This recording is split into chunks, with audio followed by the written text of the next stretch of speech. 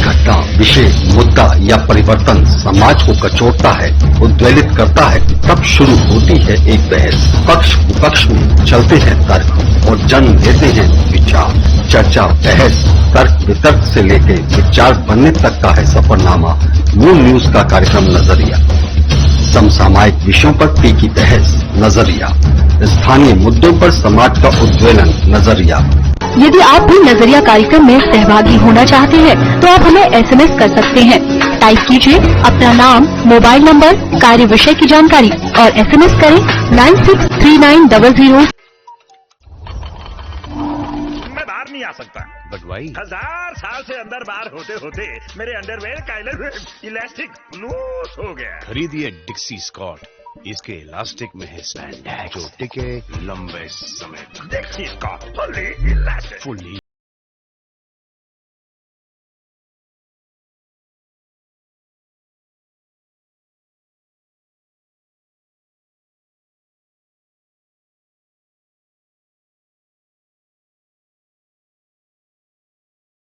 International School Agra Residential School CBSE Affiliation. Admission open. Grades nursery to 9th and 11th. Science, Commerce, Humanities. Green School Award. British Council Award. Boarding facility for boys 5 days a week. Full boarding. Dial 917055000499. Dial 917055004999. 9 Milestone, Fatehbad Road, Agra.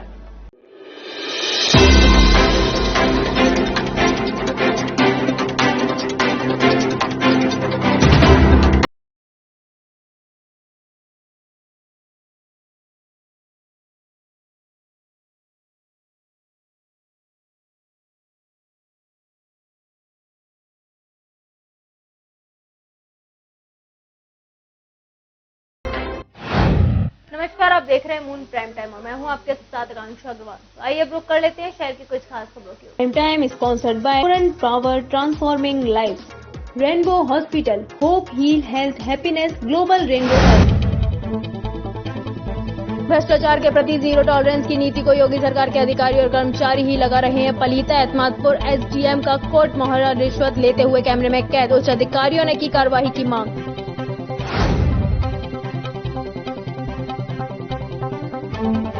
SSP Agra मुनिराज जी के आदेश, थाने और चौकी पर तैनात पुलिसकर्मी पहनेंगे mask, बिना mask वाले पुलिसकर्मियों पर होगी कार्रवाई।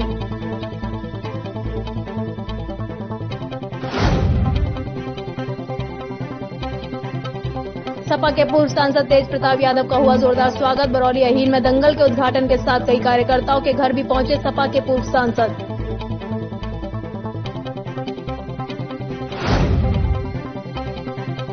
ताजनगरी में चोरों को नहीं है पुलिस का खौफ, 15 दिन के अंदर क्षेत्र में दूसरी चोरी की वारदात को चोरों ने दिया अंजाम। थाना ताजगंज क्षेत्र के देवरी रोड पर चोरों ने तेल मिल की दुकान को बनाया निशाना।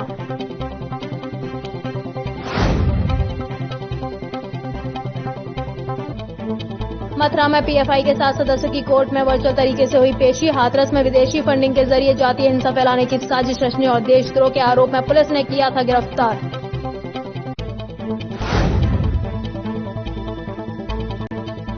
MSME के व्यापारियों को प्रदेश सरकार ने दी बड़ी राहत, पिछले 3 साल के लेन देन के फंसे भुगतान को निपटाने की कही बात।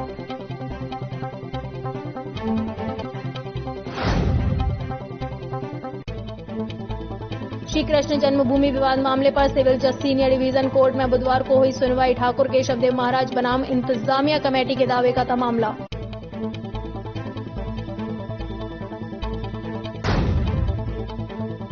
फिरोजाबाद के सिरसागंज में ऐतिहासिक प्रसिद्ध तीज महोत्सव का हुआ शुभारंभ। हराव ब्लॉक प्रमुख ने किया उद्घाटन, मेला कमेटी के लोग भी रहे मौजूद।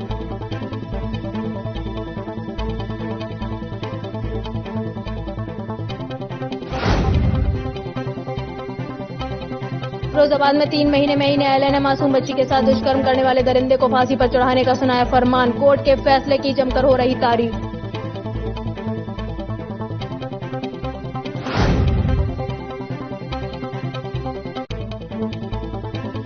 रात में ट्रेनों में चार्ज नहीं हो पाएंगे अब मोबाइल। ट्रेनों में बढ़ रही आग की घटनाओं को लेकर रेलवे ने किया बड़ा फैसला।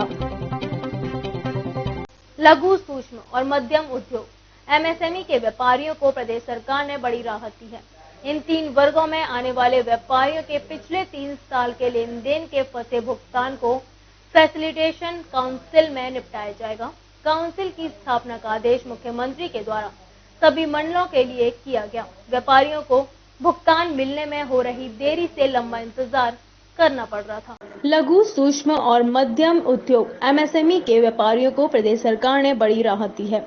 इन तीनों वर्गों में आने वाले व्यापारियों के पिछले 3 साल के लेन देन के फंसे भुगतान को फैसिलिटेशन काउंसिल से निपटाया जाएगा।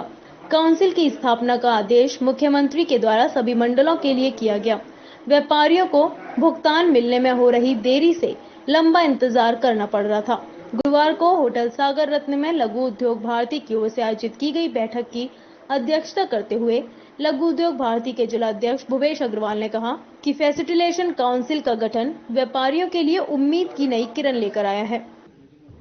उसका अपना वो रूप रहता है और इसके अंदर commissioner, joint director of industries, एक लीड बैंक मैनेजर और 2 मेंबर इंडस्ट्रीज से होते हैं, जिसमें कि एक उससे क्या है, ये 5 लोग किसी भी पेमेंट को जो ऑनलाइन आप अप्लाई करेंगे उसको 90 दिन के अंदर प्रयास किया जाता है कि 90 दिन के अंदर उसका फैसला दे दिया जाए और इसका फायदा लघु उद्यमियों को बहुत अच्छा होगा। अभी ये वर्तमान में केवल पूरे प्रदेश में कानपुर में संचालित थी, लेकिन वहां पर इतने ज्यादा केस थे कि आदमी को समय से न्याय नहीं मिल पा रहा था। लघु उद्यमियों की पूरी समस्याएं दूर नहीं हो पा रही थी, पेंडेंसी बहुत ज्यादा थी। तो इसलिए लघु उद्योग भारती ने लगातार प्रयास करके इसको मंडल स्तर पर किया। अब ये 18 मंडल, जो कि उत्तर प्रदेश में 18 मंडल हैं, हर मंडल में इस फैसिलिटेशन काउंसिल की अपना स्थापना हो गई है, जिसमें कि आगरा में भी अपना हो चुकी है और नेक्स्ट वीक से इसके ऊपर अपना कार्य आरंभ हो जाए कि कार्यालय में इसका स्थापित होगा। और इसकी जो कमेटी है, इसके जो चेयरपर्सन है, चेयरमैन है, कमिश्नर आगरा रहेंगे। इसके अलावा जॉइंट डीआई, लीड बैंक के मैनेजर और 2 इंडस्ट्रीज के रिप्रेजेंटेटिव, जैसे दीपक जी ने बताया। तो हमें उम्मीद है कि इससे हमारे उद्यमियों को, लघु और सूक्ष्म उद्यमियों को जो भी उनकी समस्याएं, खासतौर से मेरे को एमएसएमई भी है, मध्यम वर्ग समस्या, एमएसएमई नहीं आता, एसएमई के लिए उनके जो भी पुराने पेमेंट्स हैं उसको मिलने में बहुत आसानी होगी और जिससे कि वो व्यापार अपनी सुगमता से चलाया जा सके। और इसके लिए हम बहुत बहुत शुक्रगुजार हैं हमारे माननीय मुख्यमंत्री योगी आदित्यनाथ जी का और लघु उद्योग जो एमएसएमई मंत्रालय है उत्तर प्रदेश सरकार का, कि उन्होंने मंडल स्तर पर इस तरह की कमेटी का गठन किया। सरकार द्वारा फैसिलिटेशन काउंसिल के बनने से व्यापारियों को बड़ी राहत मिलेगी। साथ ही व्यापारियों के लिए लघु उद्योग भारती की ये कोशिश उनकी भुगतान राशि दिलाने में अहम भूमिका निभाएगी। इससे आगरा मंडल में 1000 से भी अधिक भुगतान पीड़ित उद्योगपतियों को राहत मिलेगी। जी, विजय गुप्ता, महासचिव लघु उद्योग भारती आगरा। देखिए, एमएसएमई इंडस्ट्री की सबसे बड़ी प्रॉब्लम यही होती है कि वो उनके पास कोई मैन पावर ज़्यादा होती नहीं है और गवर्नमेंट सेक्टर में खास करके अगर सप्लाई कर दें उसके बाद पेमेंट अटकने की समस्या से हम सब लोग 2-4 रहते हैं।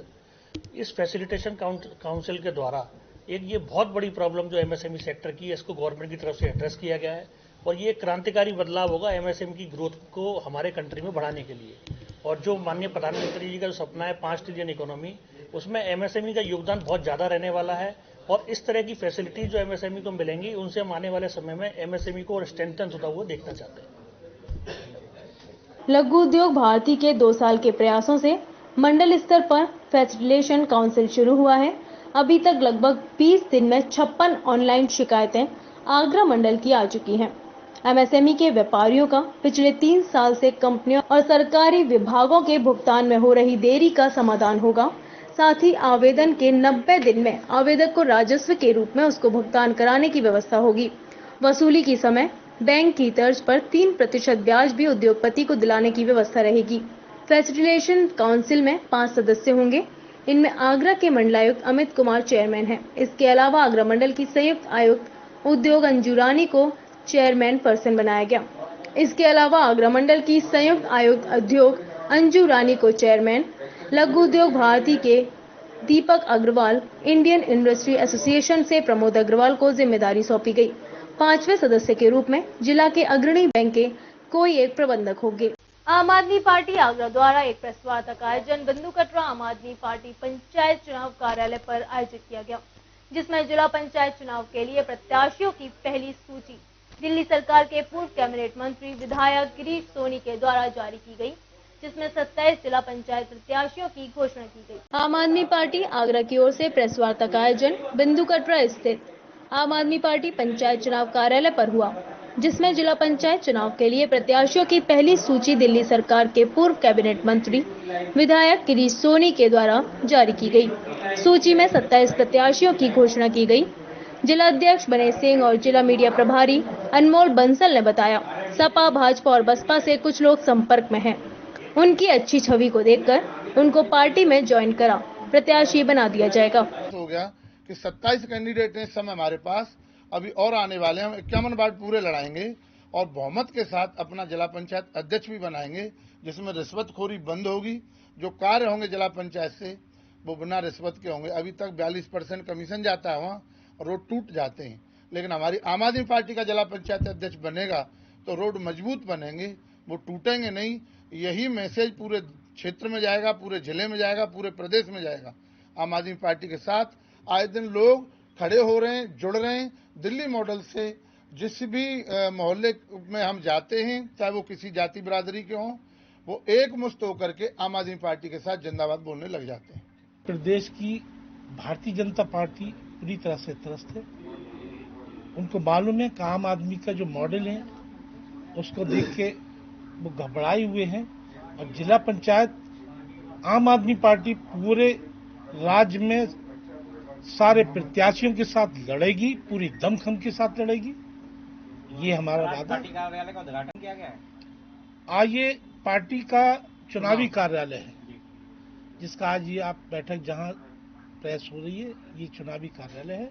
इसका आज उद्घाटन हुआ है और आप सभी लोग यहाँ निमंत्रित हैं। इतना जरूर है, आम आदमी पार्टी का ग्राफ यहाँ काफी बढ़ रहा है। कितने क्षेत्रों में हम गए हैं, अभी भी मैं किसी क्षेत्र का दौरा करके आ रहा हूँ, वहाँ लोगों का पता लगा कि आम आदमी पार्टी के प्रति बहुत अच्छा रुझान है, बहुत अच्छी इज्जत है, रेपुटेशन है और आम आदमी पार्टी को लाइक करते हैं, उत्तर प्रदेश में चाहते हैं। अभी तक आप पार्टी के साथ कितने सदस्य आपके अध्यक्षों के आगरा में?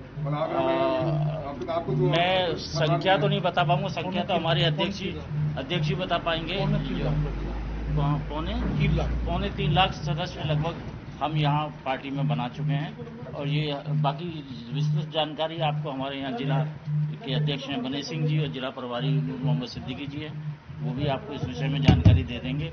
और बड़ी तेजी से ग्राफ बढ़ रहा है। आप भी मीडिया में रहते हैं, आपने भी देखा होगा किस तरह से पार्टी का ग्राफ यहाँ तेजी से बढ़ रहा है।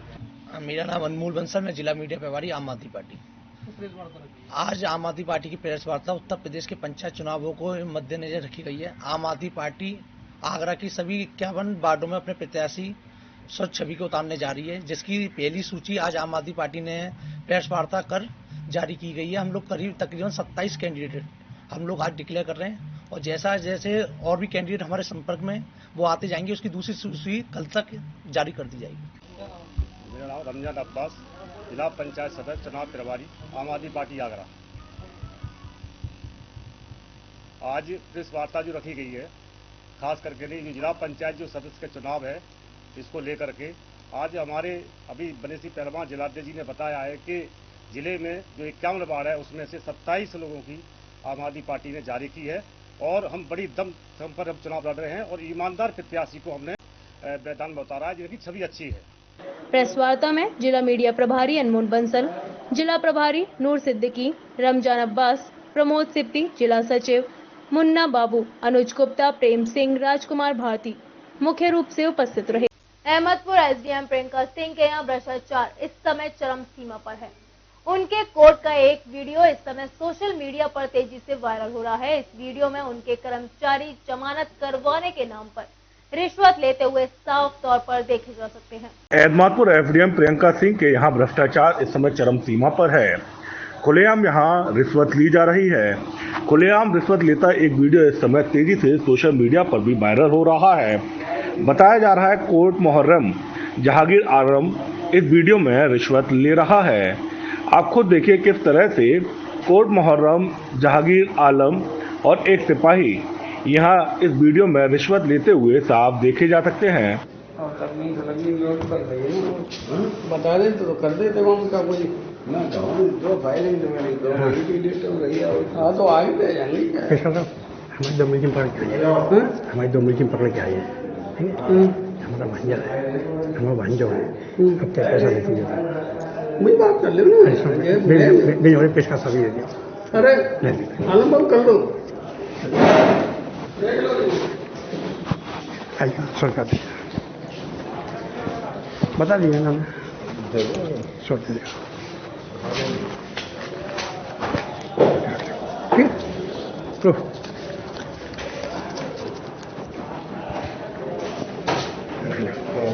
ठीक है?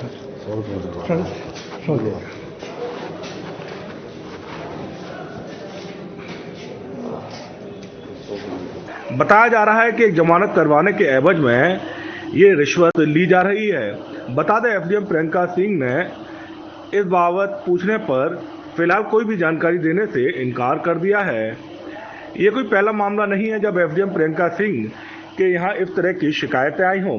इससे पहले भी लगातार उनके कोर्ट और दफ्तर से इस तरह की शिकायतें आती रही हैं। बता दें ईमानदार मुख्यमंत्री योगी आदित्यनाथ के तमाम दावे और प्रयास भ्रष्टाचार को लेकर जीरो टॉलरेंस के रहे हों, लेकिन इस तरह का भ्रष्टाचार पूरे प्रदेश में सरकारी दफ्तरों में साफ देखा जा सकता है। गुड फ्राइडे की पूर्व संध्या पर की गई विशेष प्रार्थना सभा। सेंट मैरीज चर्च में प्रभु मसीह के बलिदान दिवस पर प्रार्थना सभा का आयोजन किया गया, जिसमें बड़ी संख्या में मसीह समाज के लोग शामिल हुए और सभी ने प्रभु को याद किया। ईसाई समाज के पवित्र सप्ताह की शुरुआत रविवार के साथ हुई। विशेष गुरुवार को प्रार्थना सभा का आयोजन सेंट मैरी चर्च में किया गया। गुड फ्राइडे की पूर्व संध्या पर आयोजित विशेष प्रार्थना सभा में बड़ी संख्या में मसीह समाज के लोग शामिल हुए, जिसमें युवा वर्ग की उपस्थिति खास रही। पुण्य सप्ताह मसीह समाज के लिए काफी महत्वपूर्ण होता है। गुड फ्राइडे से पूर्व मसीह समाज प्रभु ईसा मसीह के मृत्यु के अंतिम दिनों को याद करता है और उनको ध्यान लगाता है। सप्ताह भर चर्च में विशेष प्रार्थना सभाएं होती हैं। लोग फास्टिंग करते हैं और पुण्य कार्य कर प्रभु मसीह के संदेश को और लोगों के लिए दिए गए बलिदान को याद करते हैं। गुरुवार को आयोजित विशेष प्रार्थना सभा और विशेष सप्ताह का महत्व बताते हुए फादर मूल लाजस का कहना था कि प्रभु मसीह लोगों के लिए बलिदान दिया, उनके दुखों को दूर करने और उनके पापों को दूर करने के लिए प्रभु मसीह क्रूस पर चढ़े। इसलिए इस सप्ताह को प्रभु मसीह के अंतिम दिनों की याद में करते हुए मनाया जाता है। अपने 12 शिष्यों के पांव धोए थे और उनके सामने एक उदाहरण पेश किया था कि जैसे मैंने तुम्हारी सेवा की है, तुम्हारे पांव धोए हैं, तुम भी एक दूसरे के पांव धो, तुम भी एक दूसरे की सेवा करने के लिए तत्पर रहो, झुके रहो, झुकना सीखो। इस तरह से उन्होंने सिखाया और तभी से ये चर्च में पुरोहिताई वर्ग की स्थापना हुई। और आने वाला कल यानी गुड फ्राइडे जीसस के क्रूस पर मरने का दिन है। ऐसा माना जाता है कि करीब दोपहर को 3 बजे करीब उनका देहांत हुआ और इतवार को भोर में उनका पुनरुत्थान यानी पुनः जीवित हो उठे। इन 3 घटनाओं पर इन 3 दिनों में हम विशेष ध्यान करते हैं। ये हमारे विश्वास है, ये समस्त ईसाई समाज का विश्वास है। विशेष प्रार्थना सभा के साथ 12 शिष्यों के पैर भी धोए गए। मान्यता है कि प्रभु मसीह अपनी मृत्यु से पहले अपने 12 शिशु के साथ भोजन किया था और भोजन से पूर्व उनके चरण धोए थे। यह सब करके उन्होंने लोगों को सेवा का संदेश दिया और सभी के साथ बराबरी का व्यवहार करने का संदेश दिया।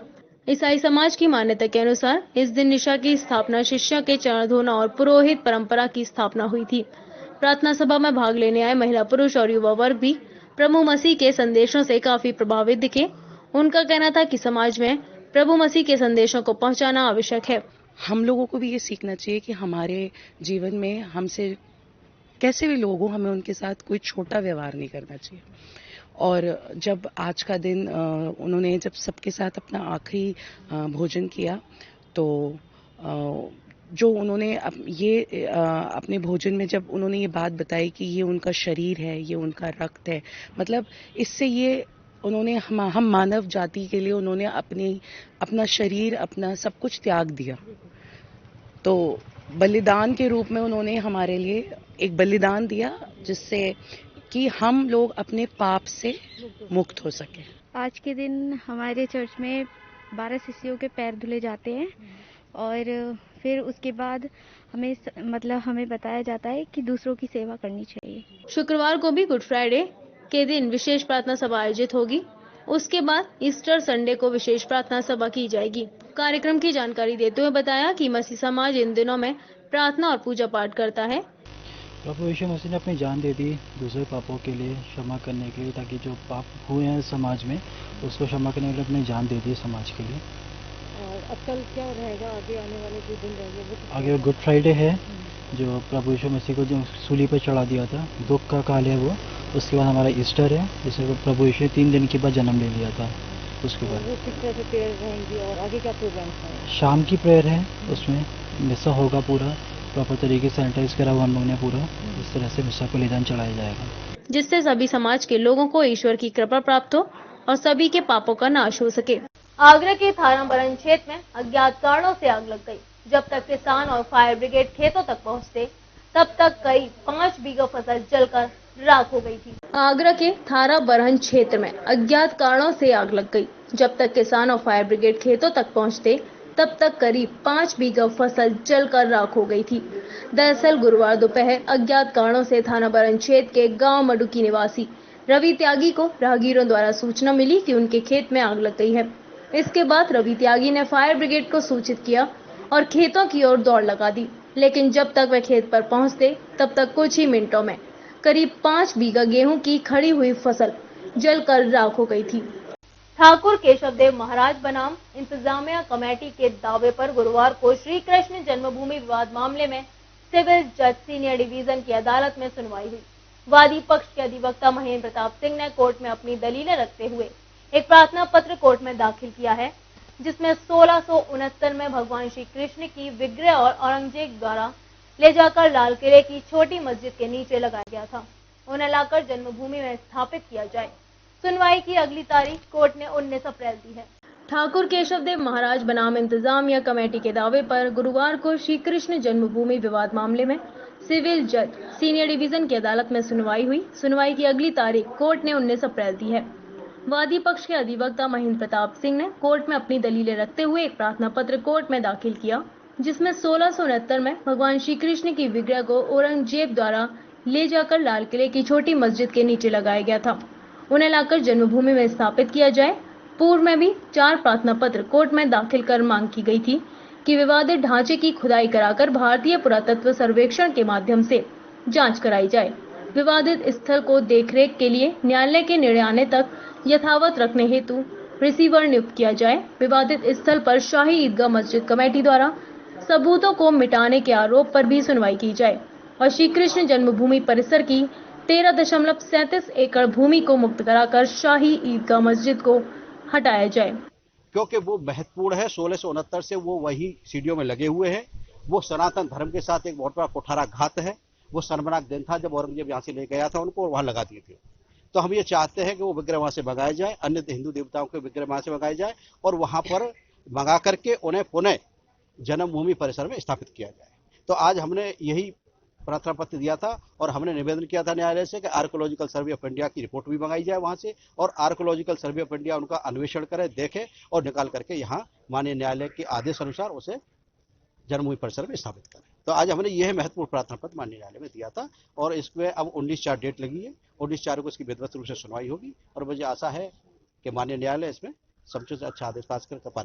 अधिवक्ता महेंद्र प्रताप सिंह ने बताया कि श्री कृष्ण जन्मभूमि के केस में सुनवाई होनी थी, जिसमें प्रतिवादी शाही ईदगाह मस्जिद को बनाया गया था, जिसमें हमने 4 प्रार्थना पत्र पूर्व में कोर्ट में दिए थे, लेकिन गुरुवार को हमने एक स्पेशल प्रार्थना पत्र शपथ पत्र के साथ दिया कि 1669 में औरंगजेब के द्वारा जो भगवान श्री कृष्ण का असली विग्रह है उसे ले जाकर लाल किले की छोटी मस्जिद के दीवाने खास है उसकी सीढ़ियों में विग्रह लगाए गए हैं।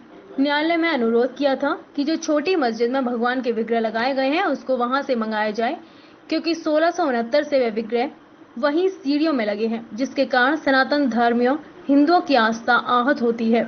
उन विग्रहों को वहां से मंगाकर पुनः श्री कृष्ण जन्मभूमि में स्थापित किया जाए और निवेदन किया कि आर्कियोलॉजी सर्वे ऑफ इंडिया की रिपोर्ट भी मंगाई जाए, जिसमें सुनवाई की अगली तारीख 19 अप्रैल दी गई है। उन्होंने कहा कि पिछली बार भी हमने 3 प्रार्थना पत्र न्यायालय में दिए थे। हमने न्यायालय से गुजारिश की यथास्थिति के आदेश पर दिया जाए। सुनने में आ रहा था कि कुछ लोग उन पत्थरों को तोड़ रहे हैं, शिल्पकारों की जो कला है उसको खत्म कर रहे हैं। दूसरा प्रार्थना पत्र दिया था कि कमीशन भेजा जाए। जो कमीशन रिपोर्ट को लाकर कोर्ट के सामने प्रस्तुत करें और तीसरा आर्कियोलॉजी ऑफ इंडिया की रिपोर्ट मांग ली जाए कि वहां पर कितना पुराना पत्थर है उसका पता चल सके। अभी सभी प्रार्थना पत्र कोर्ट में विचाराधीन है। फिरोजाबाद जनपद के नगर सिरसागंज में जन सांस्कृतिक परिषद के तत्वाधान में होली के पावन पर्व पर हर वर्ष की तरह लगने वाले 130 वर्ष पुराने ऐतिहासिक मेले तीज महोत्सव का गुरुवार को शुभारंभ हुआ। वहीं शुभारंभ के अवसर पर मुख्य अतिथि के रूप में पहुंची अराव ब्लॉक प्रमुख अमृता सिंह ने मेले के प्रवेश द्वार का फीता काटकर उद्घाटन किया। फिरोजाबाद जनपद के नगर सिरसागंज में जन सांस्कृतिक परिषद के द्वारा होली पावन पर्व पर हर वर्ष की तरह इस बार लगने वाले 130 वर्ष पुराने ऐतिहासिक मेले तीज महोत्सव का आज शुभारंभ हो गया। वहीं शुभारंभ अवसर पर मुख्य अतिथि के रूप में पहुंचे अराब ब्लॉक प्रमुख अमृता सिंह ने मेले के प्रवेश द्वार का फीता काटकर उद्घाटन किया। इस अवसर पर उनके साथ सिरसागंज तहसील डा हर्षवर्धन सिंह, जसराना चेयरमैन अवनीश गुप्ता, राजनाथ गुप्ता, पूर्व पालिका अध्यक्ष राम प्रकाश अग्रवाल व मेला कमेटी सचिव मोनू जैन उर्फ जागृति जैन आदि मौजूद रहे। वहीं मुख्य अतिथि ने मेला प्रांगण का भ्रमण कर आयोजन समिति की जमकर प्रशंसा की। उद्घाटन समारोह है, उसमें मैं सबसे पहले तो सभी अपने बड़े महानुभावों को, साथ ही हमारे बड़े भाई चेयरमैन साहब को बहुत बहुत धन्यवाद देती हूँ कि उन्होंने मुझे इसमें आमंत्रित किया। साथ ही मैं सबसे ये कहना चाहती हूँ कि ये मेला बहुत पुराना है और बहुत ही इस मेले की एक अलग गरिमा है। यहाँ सभी प्रकार की वस्तुएं हमें उचित मूल्य पे मिलती हैं। तो मैं सभी नगरवासियों से अनुरोध करूंगी कि इस मेले में आए और साथ ही मैं सबसे ये भी अनुरोध करना चाहती हूँ कि क्योंकि अभी कोविड-19 खत्म नहीं हुआ है तो वे बराबर दूरी बना के रखें, मास्क पहन के आए और कोविड-19 के सभी नियमों का पालन करें और अपनी सावधानी सुरक्षा खुद बरतें। वहीं मेले में आए विभिन्न प्रकार के खेल, तमाशे, झूले आदि मनोरंजन साधनों का लोगों ने जन पर लुत्फ उठाया। वहीं पूर्व पालिका अध्यक्ष राम प्रकाश अग्रवाल ने बताया कि यह मेला उनके पूर्वजों के अनुसार लगभग 130 वर्ष पुराना है। यहाँ शहरी व ग्रामीण अंचलों से आए लोग यहाँ मेले में लगे खेल, तमाशे व झूले आदि मनोरंजन साधनों का जमकर लुत्फ उठाते हैं। ये बड़ा प्राचीन मेला है। मेरे बुजुर्ग से उनसे पूछा, नबी का 100 साल पुराना है। उनके बुजुर्ग से उनसे भी पूछा कि 100 साल पुराना है। तो जहाँ तक हम लोग जानते हैं, ये पीढ़ी, ये मेला करीब 130 साल पुराना है। प्राचीन समय में इसका स्वरूप कुछ और था। धीमे धीमे जैसे लोग सुसंस्कृत तो चले गए, पढ़े लिखे हो गए, नई नई टेक्निक का इस्तेमाल हुआ। और आज सिरसागंज में इस मेले में विभिन्न प्रकार के झूले, डांस पार्टियां भी हैं, सर्कस भी है लोगों के मनोरंजन के लिए, और करीब 200 दुकानें लगी हुई हैं जिसमें ग्रामीण अंचल के लोग आते हैं और अपनी रोजाना की आवश्यकता की वस्तुओं को खरीदते हैं। इस सिलसिले में मेला लगाया, किस तरह का ये मेला है और किस तरह से उद्घाटन कराया जा रहा है? ये सचेत जनता से पता सोनी है, प्राचीन मेला है। इस मेले में सारी व्यवस्था कोरोना कोविड की जा रही है। इसमें कोरोना की वैक्सीन लगाई जाएगी और मास्क का प्रयोग किया जाएगा, सैनिटाइजर का प्रयोग किया जाएगा और मेले में सभी कोरोना कोविड के नियमों का पालन किया जाएगा। यही हम लोगों की एक पहल रहेगी। धन्यवाद, जय हिंद। वहीं मेले में लगने वाली दुकानों में अपने जरूरत का सामान भी खरीद कर ले जाते हैं। जहां मेला कमेटी सचिव सोनू जैन ने बताया कि मेले में कोविड-19 के नियमों को ध्यान में रखते हुए लोगों को सैनिटाइजर, मास्क व सामाजिक दूरी के प्रति जागरूक किया जा रहा है। तो वहीं मेला प्रांगण में स्वास्थ्य विभाग द्वारा एक कोरोना हेल्प डेस्क भी लगाया गया है।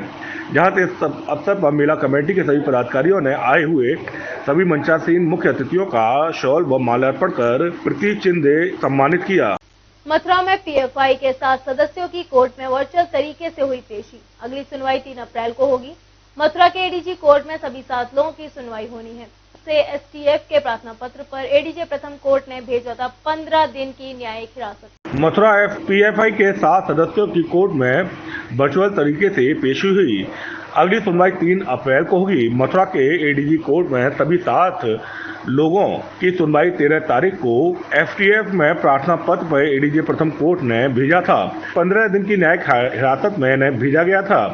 बता दें, हाथरस कांड के मास्टरमाइंड रऊफ शरीफ और उसके 4 साथियों से दोनों आतंकियों के आपस में संबंध को लेकर एसटीएफ ने 2 दिनों की रिमांड लेकर पूछताछ की थी। पीएफआई के 7 आरोपियों रऊफ शरीफ, अतिकुर रहमान, मंसूद अहमद, आलम सिद्दीकी, कप्पन, फिरोज खान और अंसद बदरुद्दीन की 3 अप्रैल को अब सुनवाई होगी। जी, आज उनके रिमांड की डेट थी, लेकिन वीडियो कॉन्फ्रेंसिंग से उनका रिमांड हुआ। एसटीएफ आज तक उनकी चार्जशीट दाखिल नहीं कर पाई है। इन्वेस्टिगेशन का समय 4 अप्रैल तक के लिए पूर्व में बढ़ाया गया था, इसलिए अब नया रिमांड 3 अप्रैल तक के लिए सैंक्शन किया गया है। अदालत ने 3 अप्रैल को मुलजिमान को व्यक्तिगत रूप से अदालत में पेश किए जाने के आदेश पारित किए। बताते हाथरस में विदेशी फंडिंग के जरिए जातीय हिंसा फैलाने की साजिश रचने और देशद्रोह के आरोपों में पुलिस ने इन सभी को गिरफ्तार किया था। आगरा मैनपुरी से पूर्व सांसद तेज प्रताप सिंह का जगह जगह जोरदार स्वागत किया गया। इस दौरान तेज प्रताप ने जहां बरौली अहीर में लगने वाले ऐतिहासिक दंगल अखाड़े का उद्घाटन किया, तो बड़ी संख्या में सपा पदाधिकारियों कार्यकर्ताओं के घरों पर जा उनके और उनके परिवार का हालचाल जाना। इस दौरान तेज प्रताप यादव का जोरदार स्वागत किया गया। आगरा मैनपुरी से पूर्व सांसद तेज प्रताप यादव का जगह जगह जोरदार स्वागत किया गया। इस दौरान तेज प्रताप ने जहां बरौली अहीर में लगने वाले ऐतिहासिक दंगल अखाड़े का उद्घाटन किया, तो वहीं बड़ी संख्या में सपा पदाधिकारी कार्यकर्ताओं के घरों पर जा उनके परिवार का हालचाल भी जाना। इस दौरान तेज प्रताप यादव का जोरदार स्वागत भी किया गया। आगरा आए सपा के पूर्व सांसद तेज प्रताप यादव सबसे पहले सपा महानगर उपाध्यक्ष किशन यादव के आवास पर पहुंचे, जहां सपा महानगर अध्यक्ष चौधरी बाजी निसार के साथ सपा पदाधिकारी कार्यकर्ताओं ने उनका जोरदार स्वागत किया। इसके बाद तेज प्रताप मधुनगर स्थित सपा नेता नीरज सोढ़ी के आवास पहुंचे। यहां पहले से मौजूद सपा पदाधिकारी कार्यकर्ताओं के साथ नीरज सोढ़ी के परिजनों ने तेज प्रताप यादव को चांदी का मुकुट और तलवार भेंट कर उनका स्वागत किया। इसके बाद सपा के पूर्व सांसद बरौली अहीर में सपा नेता चरण सिंह और नाहर सिंह पहलवान के आवास भी पहुंचे। यहां भी बड़ी संख्या में पहले से मौजूद सपा कार्यकर्ताओं ने अपने नेता का माला और साफा पहनाकर जोरदार स्वागत किया। इसके बाद तेज प्रताप यादव बरौली अहीर में चल रहे ऐतिहासिक अखाड़े का उद्घाटन करने पहुंचे। यहां सपा नेता रिंकू यादव के साथ सपा के पूर्व जिला पंचायत अध्यक्ष गणेश यादव, यादव महासभा के पूर्व प्रदेश अध्यक्ष धर्मेंद्र यादव, शमशाबाद के ब्लॉक प्रमुख पिंटू यादव के साथ बड़ी संख्या में सपा नेताओं कार्यकर्ताओं ने तेज प्रताप यादव का स्वागत किया। इस दौरान सपा के पूर्व सांसद ने कुश्ती दंगल का उद्घाटन करने के साथ काफी देर यहां पहलवानों की जोर आजमाइश भी देखी। इस दौरान मून टीवी से मुखातिब होते हुए सपा सांसद तेज प्रताप यादव ने केंद्र और प्रदेश की भाजपा सरकार पर जमकर हमला बोला। इस दौरान उन्होंने बिहार चुनावों में लोकतंत्र की हत्या का आरोप लगाते हुए गलत तरीके से भाजपा पर सरकार बनाने का भी आरोप लगाया।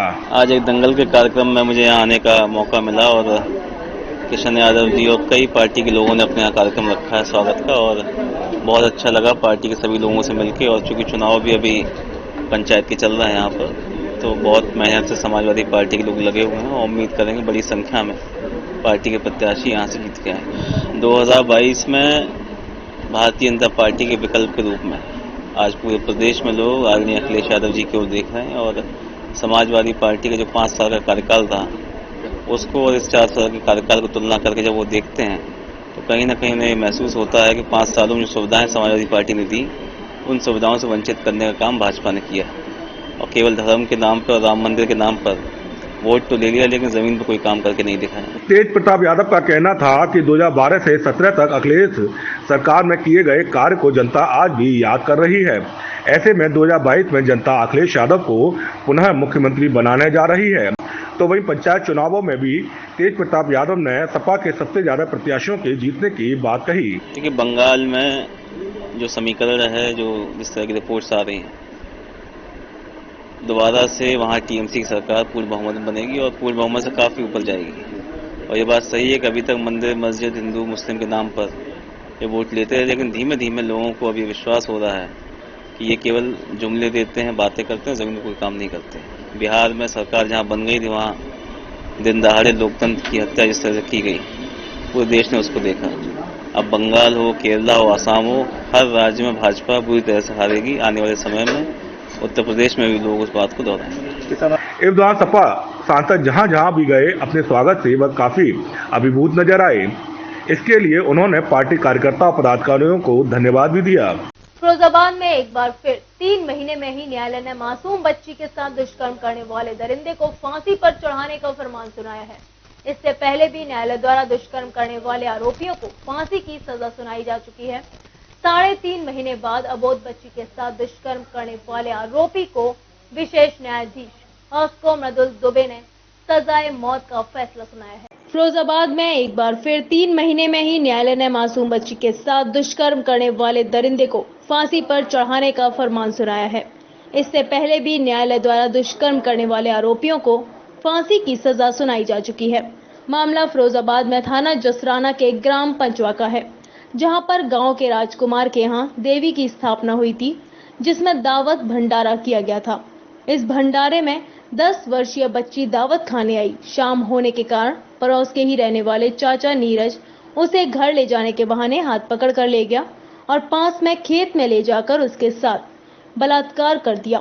बच्ची अबोध होने के कारण गंभीर अवस्था में अचेत हो गई। जब रात्रि तक बच्ची घर नहीं पहुंची तो परिवारिक जनों ने खोजबीन शुरू कर दी, जिस पर सुबह पास के खेत में बच्ची अचेत अवस्था में पड़ी मिली। ग्रामीणों ने बच्ची को अस्पताल में भर्ती कराया। सूचना पर पहुंचे एसएसपी अजय कुमार पांडे के आदेश के बाद पुलिस ने तत्काल पॉक्सो एक्ट के तहत मामला दर्ज कर जल्दी आरोपी को गिरफ्तार कर लिया। किया उसे कह भी नहीं सकते और मैं उत्तर प्रदेश सरकार की तरफ से यहाँ रिप्रेजेंट करते हैं हम लोग, तो मैं पूरे प्रदेश को बधाई देना चाहूंगा कि फिरोजाबाद जनपद से इसी वर्ष पहले भी एक फांसी हुई थी इसी कोर्ट से अब फांसी हुई है। पूरे प्रशासन बधाई का पात्र है और इससे एक संदेश जाएगा जनता में, कम से कम जो क्राइम करते हैं बच्चियों के साथ ऐसे जघन्य अपराध के लिए फांसी से अच्छी कोई सजा और भी होती वो भी होती। तो मैं व्यक्तिगत रूप से बहुत पसंद हूँ और बधाई के पात्र पूरा प्रोसिक्यूशन पूरे प्रदेश का। और ये विश्वास करूंगा भविष्य में ऐसे कुकृत्य करने वालों के साथ, ऐसी जघन्य अपराध करने वालों के साथ इतनी जबरदस्त सजा दी जाए, इतनी अच्छी सजा दी जाए ताकि लोगों में ये संदेश जाए कि ऐसे कृत्य करने वाले लोग इसी सजा के मुकर्रे हैं, वो उसमें धरती पर रहने का उन्हें कोई अधिकार नहीं। माननीय न्यायालय ने इस क्रूर और दुराचारी बलात्कारी अभियुक्त नीरज को मृत्यु दंड की सजा सुनाई है। निश्चित रूप से इस पूरी सजा से एक समाज में संदेश जाता है, पॉजिटिव संदेश जाता है कि जो भी छोटी बच्चियों के साथ, महिलाओं के साथ दुराचार बलात्कार करेगा उसका अंजाम बहुत बुरा होगा। उसको आजीवन कारावास से लेकर मृत्यु दंड की सजा सुनाई जा सकती है। जैसा कि आज के इस सजा में आप देख रहे हैं, तो इससे समाज को सबक लेना चाहिए और छोटी बच्चियों, महिलाओं की सुरक्षा में निश्चित रूप से इसमें इजाफा होगा। इसका एक अच्छा संदेश जाएगा। हमने जितने भी इसमें लोग कार्यरत रहे, अभियोजन अधिकारी हों चाहे विवेचक हो, सभी के लिए इनाम और प्रशस्ति पत्र देने का मन बनाया है। सभी को पुरस्कृत किया जाएगा। पुलिस ने मामले के साक्ष्य जुटाकर कोर्ट में पेश कर दिए। पुलिस की विवेचना और सबूतों के आधार पर कोर्ट ने 3 महीने में ही आरोपी को फांसी के फंदे तक पहुंचा दिया। डीसीजी अजमोद सिंह चौहान के साथ राजीव प्रियदर्शी का कहना है कि समाज के लिए कलंक और अबोध बालिकाओं के साथ खिलवाड़ करने वालों के खिलाफ ऐसे ही सख्त सजा होनी चाहिए जिससे अपराधी सर न उठा सके। विशेष न्यायाधीश पॉक्सो मृदुल दुबे ने दोनों पक्ष को सुनने और पत्रावली का गहनता से अध्ययन करने के बाद सजाए मौत से दंडित किया है। हालांकि सजा के बाद आरोपी नीरज दहाड़े मार मार कर रोता हुआ नजर आया, जबकि 3.5 महीने में रेप की सजा होने की खबर पूरे न्यायालय परिसर में जैसे ही बुझी तो हर किसी की जुबान पर न्यायालय और पुलिस की तारीफ कर रहा था। साथ ही उत्तर